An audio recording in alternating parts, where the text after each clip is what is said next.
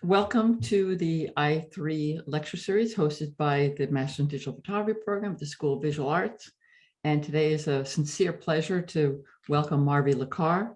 Marvi is a photographer and filmmaker whose goal is to emotionally connect with her audience using visual language. She's worked as an editorial and documentary photographer covering domestic and international news, and her features have been in print publications including Time Magazine, New York, Stan, Paris Match, Washington Post, and New York Times. She's also a filmmaker, and as a director, she's created pieces for Nat Geo Wild, Sony, Adidas, and United Way of New York City. Now, being an award-winning photographer and filmmaker is but one side of Marvi, because for me, more importantly, Marvi is a person of integrity, intelligence, passion, and she's brave enough to share her vulnerability, fears, and doubts with us, the creative community. And for that, she has my full respect and admiration. And please help me in welcoming Marvi Lacar to our series. That's a really high bar, Katrin. I don't even know what you're talking about at this point. Okay, I'm like, who is she talking about?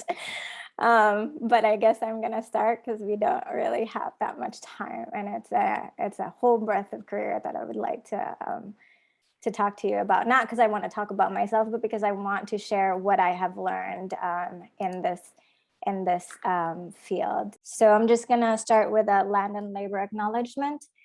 I would like to acknowledge that I live on the traditional lands of the Coahuiltecan, Lipan Apache, and the Eshtukna. I give gratitude to the elders past, present, and future as a guest and settler on their lands. I am grateful to live and work on their territory. I acknowledge the legacy of enslaved African people whose labor was exploited for generations to help establish the economy and socio-political structures of this region and this country. I acknowledge that discriminatory practices and repressive laws persist, and I commit to contributing in the work against racist and colonialist legacies in my personal and professional endeavors. So how did I get here?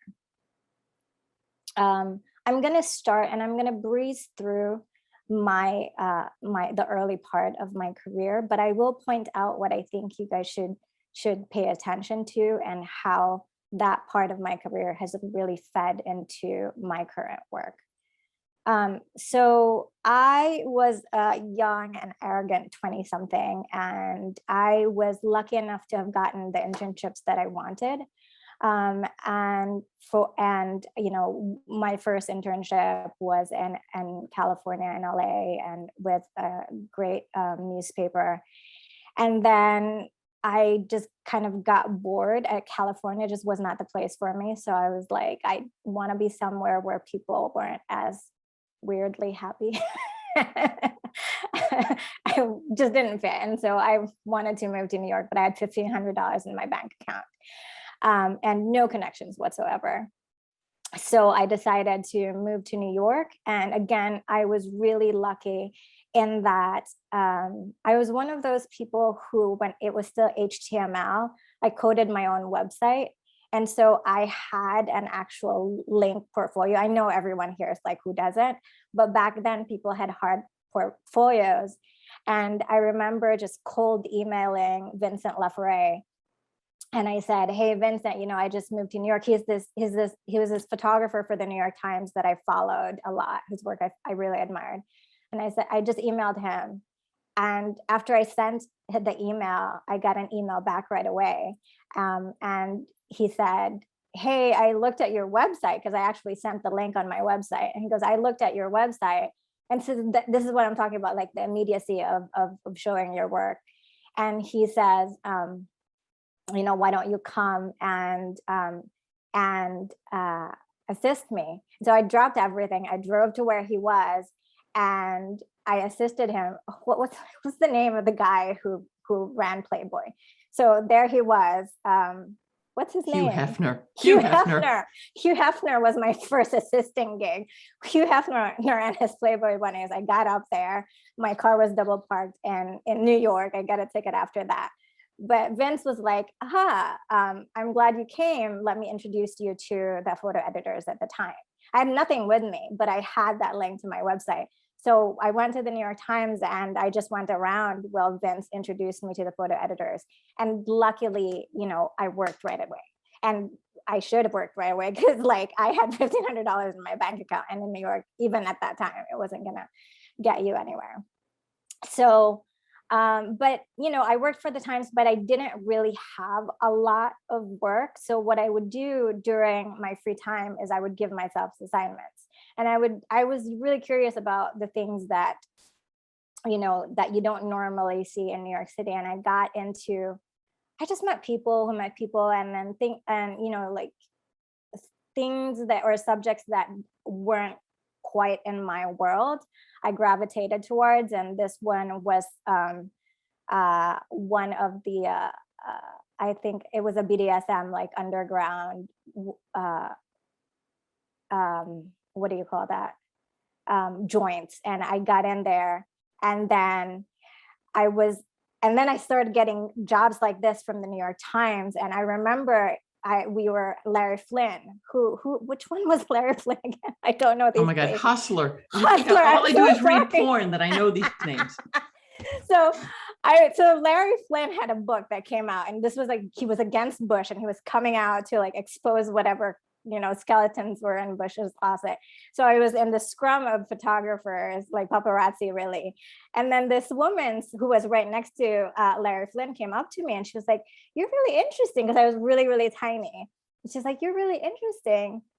Come here." And so I go up to her and she goes, "Oh, meet my husband, Larry." So she apparently is Larry Flynn's wife. So she introduced me to Larry, and so I was like, "Hey, so this is what I'm trying to do. I'm really interested in this life." And so he ended up introducing me to this world. And so this became this project of mine, which started, I guess, was kind of what started me on long form projects with the New York Times, because they saw that, they saw that I was able to develop ideas and, form projects. And like I said, when I wasn't on assignment, I went and gave myself work. And this was Stephen Ferry. Actually, I saw him about 5 years ago, like 10 years after this event happened. This was, I think, 2012 or 2002, 2002 or 2003, something along that time. And there was people, 9/11 was still really, it was still fresh in the minds of a lot of New Yorkers. And so this was a code orange or code yellow at that time. And I remember running, and I had a plastic camera, and I remember running to the financial district, and I was taking photos with my Holga. And Stephen Ferry tells this story to his Photo 101 class. And I didn't know that he did this until maybe like 5 years ago when I met him at the National Geographic seminar, because he said, and I asked him in an email, I said, "What did you think about me?" He said, "I thought that you were a little naive because I didn't think you could capture the mood of the moment with a plastic camera." And I didn't know who he was. I just remember him saying, "Is that a Holga?" And I go, "Yeah." Yeah, like this was my face. Remember, like a 20-something who didn't know anything about the work. I was like, "Yeah." And he just kind of looked at me. And then so like 10 years later, I asked him what that look was. And he said, "I thought that you were really naive to think that you could capture the mood of that scene with a plastic camera, and to also use a plastic camera for a news event." Which apparently the reason why he talks about this, because he was on assignment for Time magazine, but at that time it was, the big three: Time, US News, and Newsweek. And I got the cover, my first cover for US News and World Report. And I didn't even know what that meant. I remember my agent at that time said, "Oh my God, Marvi, you got a cover." And my husband, who my boyfriend at the time, was like, "Oh my God, Marvi, you got a cover." I didn't really know what that meant at that time, because I kind of just shrugged it like, "Oh, cool, I got a cover." But that was inroads for me. And within a few months of moving to New York, I was one of the 2 women who were fully represented by Reportage, Getty Images. The other woman was Amy Tonsing, who is now a tenured professor at Syracuse, actually. So, we, comprised of, I don't know, like less than 20 some photographers all over the world represented by Reportage.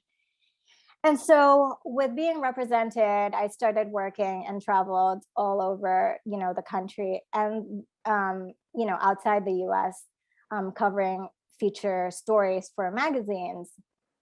And I did this and I was okay, but I don't really think that photojournalism was for me. And this is what I want to say to everyone is that, you'll have these ideas. When I was 20, I had this idea and this narrative of who I thought I should be, and they don't necessarily play out that way. And for me, I didn't even have the chance for that to occur. For me, it was like a dead stop, because in 2008, my father died. And I had a very, very tumultuous relationship with my father. I idolized him, but I feared him. And part of the reason why my mom and I, my mom is here in the US is because she had to escape to a different country to kind of like be away from my dad. So he was a violent person. And so when my father died, and I'm gonna breeze through this because this is a TED Talk.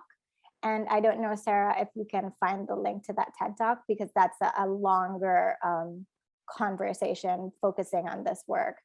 But what happened is upon his death, I had an episode, a depressive episode. And growing up in the Philippines, like mental illness is not really something that we culturally understood at that time. There was sane, and then like you should be committed, kind of, like there was no range. So I didn't understand what I was going through for a long time. I just said like I was just tired, and I remember just never getting out of bed, and my husband actually was the one who told me that I was sick. And I remember him saying, I remember selling all my cameras. I sold all my cameras. But like, this is one of the last photos I took with an actual DSLR. And this is actually my husband. When the iPhone first came out, he actually has the iPhone on his right hand, and that's him committing me to calling the doctor to commit me. But what I did was because I sold my cameras and either I had my iPhone with me, my husband would always push me to just document what was happening. And I am also like, so when someone asked me if they think I think I'm an artist, I said no. Like I have this pathological need to record everything that's around me. And so I just did that. I would just record everything around me. And I was in my room. All of these images are in one space. This is in my room because I never got out of bed. And this is Spud. He's still here. He's 17 years old now, and he's incontinent and blind and deaf, but he's still with me. And so, but this work to me was because I stopped really talking. I stopped talking to anyone. But I still needed to talk. You know how like everything is so tight in your chest and you just need to let it out. But at that time, I felt like if I said the words to people, people wouldn't understand me. So I would just photograph it, and photographing it was almost like talking and letting it out to someone, even if no one was seeing this work, because I kept it to me. I wasn't even showing these photos to Ben, but I was photographing what anxiety looked like. I was photographing what this looked like. And even this didn't really hit me until 10 years later, when I looked at this photo and I realized how lonely it was for Ben to be the primary caregiver. Ben was actually in Iraq when I found out that my father died, and he actually cut his assignment short from the New York Times, which is, can be detrimental for a freelancer. But he came home and he wouldn't leave me. He stayed with me. And some images I make, and this is something that's really important for you guys to understand, is that images that you make will be interpreted differently by different people at different points in their lives. So even I had a very different emotional, this was emotionally resonant to me in many different ways when I made this, when I look at these photos. Like when I first made this was simply a study, because I had taken too much Klonopin at this time because I couldn't breathe and I wanted the anxiety to stop. And so I had taken too much of something. I don't know what I took. And then I went in the tub and I was like, F it, I'm just gonna end it. So I turned over, and when I turned over, my mom came in. And as she came in, I realized drowning isn't really my thing. So I flipped back. But a month after that, I went back to the memory of my mom walking in. I was thinking to myself, what was that she saw? So when I first made this image, it was simply as a study of what it was like for my mom to see this. And then when I was pregnant, I took this very differently. I actually cried a lot when I saw this photo when I was pregnant with my kids, because I can't imagine, what it would have been like for my mom to see me like this. Like I couldn't imagine her pain, and I really felt for her. And then years later, when my kids were, no longer like boring, like non-talking, pooping babies, when their personalities came out, I read this differently. And I thought like, oh my God, like I can't imagine doing this to my kids, because the kind of like sadness it would bring to them if I was gone. So that was really a big lesson for me as a storyteller of how even I, as the image maker, really interpreted this image very differently at different points in my life. And something that you should also think about when, when you have expectations about your audience, because you can't push that on them. So this one was just like, these were just images for me about what death was, what loneliness was, what commitment was. And when I was in the hospital, I remember, like, I'm not as much as my medium is photography and video, I don't get my inspiration from photos and video. I am actually a big music and words kind of person. So even when I was in the psych ward, and even when they took my pen because someone tried to stab themselves with a pen, I would take a crayon and I would document some of the conversations. Now, I want you to remember this slide, because you will see or hear or watch how this slide, I interpret like these moments in my later work. So time is all I'm ever going to miss was something that patient G said to me that I recorded with my Crayola crayon pen because someone took it from me. So what's the purpose of personal projects? One, it gives you time and space to develop your own voice. Remember when I said that like photojournalism didn't resonate really to me, because like for me, that medium was very much, again, like this is just for me, right? For me, the way it ended up working out is I, didn't get as many long-term projects that were intimate enough that I could really delve into the story. So I didn't feel like I was giving the story the respect that it was due. Of course, that doesn't happen to, there are people who have longer projects than I just wasn't able to do that. And another thing also is like silence is valuable. Like I know that there's this, what is it, the saying, you're only as good as your last, what is that, Katrin, that they say to freelancers? Your last project, your publication, whatever, last image. Yeah. Just don't even listen to that. Because sometimes just being quiet and just absorbing the world and listening to music and reading books and just really learning and hearing other people is growth enough. And that's all you need. So what happened is that out of that moment, I remember sharing this piece to someone in my my group, like, my therapy session. And they said that looking at this body of work made them feel like they weren't an anomaly. And so I started gathering this work and showing it to people, and this became 1 in 20. I haven't picked up 1 in 20 in a long time because it's, like, I don't feel like it's my identity necessarily. But at that time, when I was in it, I was able to really curate and gather a lot of stories where other people were talking about mental illness, whether they were, the ones going through this, or people like Ben who were the caregivers. So Carrie Payne and Eric Mentor, people who I knew in the photojournalism world shared their stories through however they wanted to share it. Like, one of my friends who's a writer actually sang.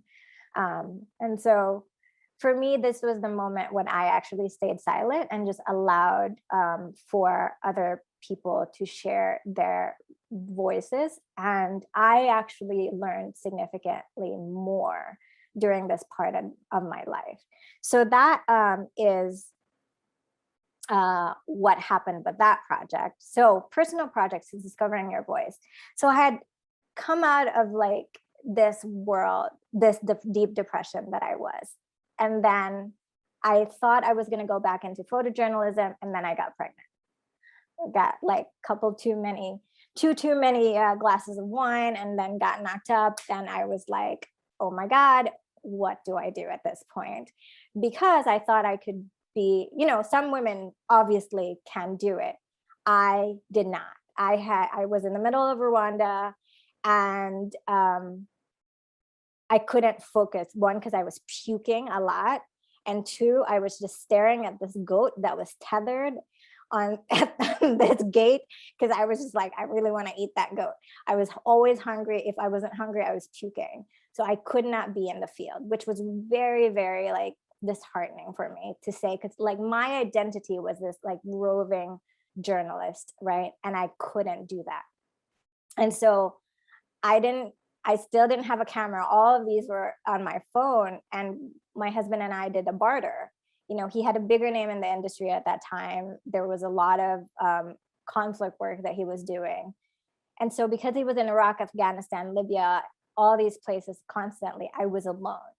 So I, with my iPhone, just photographed what motherhood was like. And motherhood, in the United States is very, very isolating. And you could see that, like, my photos of motherhood were not like these happy photos. They were a lot about my anxiety. And Ben hates it when I hit this slide and I say the word anxiety and loneliness, because he's like, but that's my hand. Actually, he was actually there. So I don't want to make it seem like he was an absent father. But again, like I said, remember that first slide about text. So this is when my kids started talking. And for me, this was like the breath of parenthood, like the conversations that we had. And, the dips and highs of what it was like as a parent. And it wasn't really until, so remember Spud, the dog that I said was with me the entire time? We actually had 2 dogs, and Wheat was never with me. I didn't know where Wheat was. I thought Wheat was just being a dog. So it really wasn't until this one last moment, Wheat's final breath, when I heard my husband collapse behind me. And I turned around and my husband collapsed.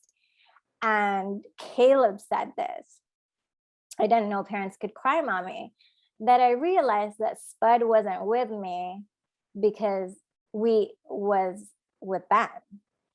And again, like that photo of Ben behind the bathroom, curtain, I didn't get that. I didn't understand the isolation of what that meant. I know there was this instinctive feeling to capture that photo because it was something, like it looked like it was frustration to me. It was frustration, but I didn't read it until like 10 years later that it was loneliness, because it didn't come full circle to me.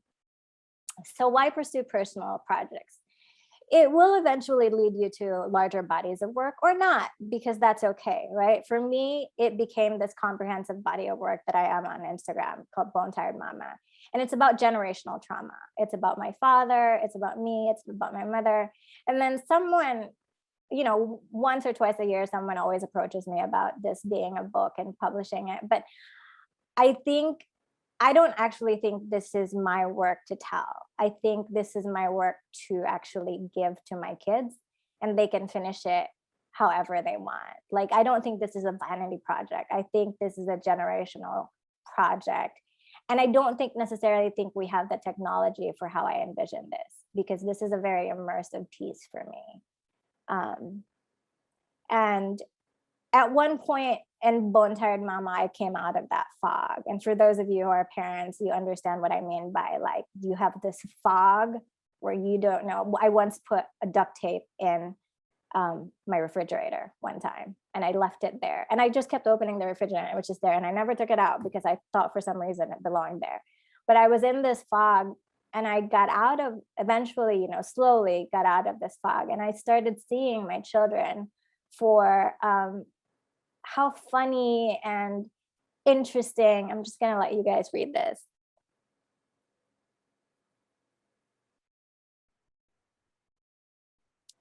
And how funny and interesting and bright these kids were.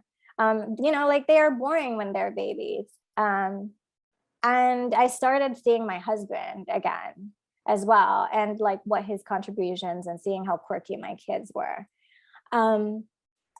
And I realized that, like this, while this is a body of work and people think that this is a body of work, I don't have to make this into something, but this can lead into something. So why do you pursue personal projects? Because they lead to assignments. So a photographer or an editor at the Washington Post, I guess, has been following me, Dudley Brooks. I think he's been following my work. And he just called me one day and he said, can you do something? We're doing an entire magazine, photo magazine, on visualizing racism. So I pitched him this idea of how of what I did with Bone Tired Mama. And it became this long, I don't know how many pages of essay, and I got to write for the Washington Post magazine, Sunday Mag, as well. So one, it could lead to assignments, and you could translate it into actual work that other people outside of you. But remember how I said earlier that when I didn't have jobs, I would give myself assignments. So, take a screen grab of this if you can, but I'm not going to read this to you, since you can read this yourselves. But it leads to so many things. For me, the most important things were really friendships and collaborations. Like, a lot of these personal projects led to Sony. Sony led me to Katrin. Now Katrin is sharing me with you guys, right? So there are so many connections that go from one thing to the next. What did I learn throughout my body of work? Like, the tools are not your talent, right? Whether it's just a phone documenting what was happening through me throughout my depression, a plastic camera during a big news event, or writing down stories with a Crayola crayon. Your tools are not your talent. So don't be afraid to play. Don't be afraid to leave your camera if you want. Make music for all I care. Just continue to, I guess, be curious about how you want to express yourselves. So I'll work you through this. They're going to give you a creative deck That's how it normally is in advertising. They have their own people to write their own creative. They're gonna give you a creative deck, and your job really is to reiterate that deck. I know it sounds like you're being redundant, but what we do is we sprinkle some of their words from their deck into our pitch, just so they know that we are understanding what they mean. Why you're the person for the job is really important. So I draw into like, you know, my skills as like Ben's joke is like, I'm like 9 for 11, I think. And a lot of my interviews, people end up crying in a lot of my interviews. And Ben's like, I've had a gaffer actually put down, no, it was a sound guy. He actually, during in the middle of an interview, within a minute, someone started crying. And like this sound guy was like, what do you do? Why do you make these people cry? And I was like, I just listen to them. And Ben's joke is like, Marvi is the most emotionally manipulative person, but it's really not. Like for me, like I just have I guess I am just able to talk to someone and they just, I don't know, want to tell me their story. I don't know. But you know, so that's when I like tell myself as a director, I draw that strength. The tone, obviously, like how you want to visualize it when you're interpreting their idea. I think equipment is really important, because even though I say equipment is not important, equipment is important in the way you want to tell the story, right? Equipment does. I mean, face it, we are a visual. So for example, if I say, oh, I want this to be smooth, but I want this to be nimble, then we'll say, you know, oh, we will have a phone camera on a gimbal. That's what I mean why equipment is important. Approach, you know, are you going to be a part of the story? Are you they're going to hear your voice, or are you going to be a fly on the wall, that type of thing. You show your strengths and how you're going to interpret it visually, and then your conclusions. Don't forget to be grateful, guys. And here's the one thing that no one ever tells you, is that no one wants to work with a jerk. People always say, like, what's the most important thing you could ever tell to someone? I would say, like, no is really empowering. You can say no, you can walk away from jobs, and don't ever be a jerk.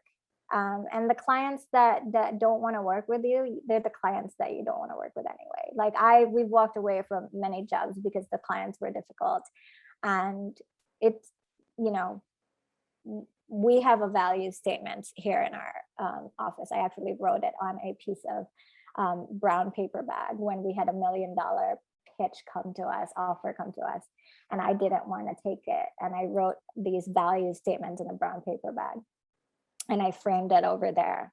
So I always, you know, refer to that value statements when my husband and I are iffy about a job, and we're like, is this worth the mental anguish? And so we refer to a value statement. So that's another thing I should say. You should have a value statement before you really go on to doing like work for yourself, because if you're iffy about a job, refer to the value statements and you can say yes or no to something. Yep. Well, I think that you summed that up well, that the people in the room, in the classroom, they are one another's colleagues and support system. And to get through this program, they have to help each other. And so it's real world. I think that's great. Marvi, I really appreciated your time, your insights, once again, your vulnerability. I know based on some messages that you really touched some people with that, brought some people out of some creative loneliness and